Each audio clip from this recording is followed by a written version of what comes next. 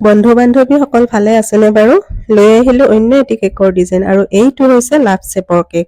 আৰু ক্ৰীমখিনি যে পিংক কালাৰৰ দেখিছে, এইটো মই আগৰটো কেক বনাওঁতে ৰোৱা ক্ৰীম অকণ আছিলে, সেইখিনিকে মই ইউজ কৰিছোঁ।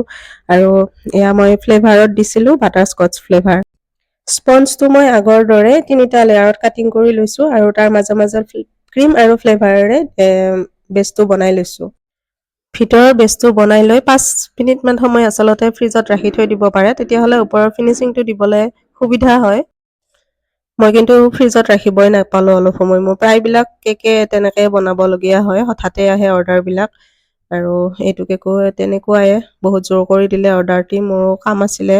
তথাপিও আৰু ৰাখি দিলোঁ আৰু কথা পেলাব নোৱাৰিলোঁ। চিম্পুলত কেকটো বনাইছোঁ আৰু এয়া এনেকৈ মই একেবাৰে সাধাৰণভাৱে ডিজাইনটো দি গৈছোঁ।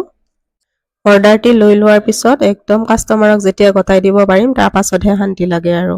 আপোনালোকৰ বাৰু তেনেকুৱা হয়নে জনাবচোন বাৰু দেই। আৰু বৰ্ডাৰটো ধুনীয়াকৈ বনাই লৈ সৰু সৰু পিংক কালাৰৰ ফুল লগাই দিলোঁ।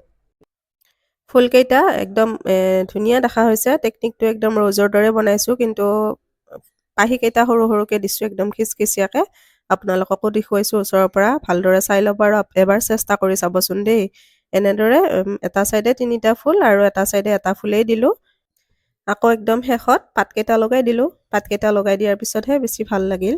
আৰু বাকী থাকিল মাত্ৰ নামটো লিখিবলৈ। ইয়াতে ধুনীয়াকৈ হেপী বাৰ্থডে ইলিয়ানা বুলি লিখি দিলোঁ। আৰু এয়াই আছিল আজি মোৰ কেকৰ ফাইনেল লুক। কেনেকুৱা লাগিছে বাৰু জনাবচোন দেই। আৰু ভিডিঅ'টি শেষলৈ চোৱাৰ বাবে আপোনালোকক অশেষ ধন্যবাদ জনালোঁ। শুভৰাত্ৰি।